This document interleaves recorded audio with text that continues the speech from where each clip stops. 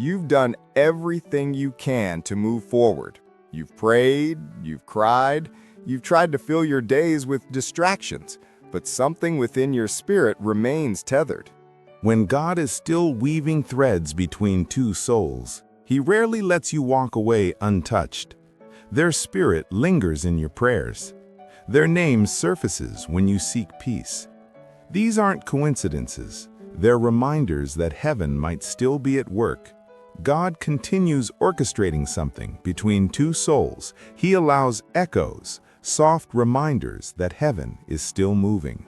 Their spirit touches your prayer. Some separations aren't conclusions, they're divine intermissions, sacred pauses that allow growth, healing, and preparation.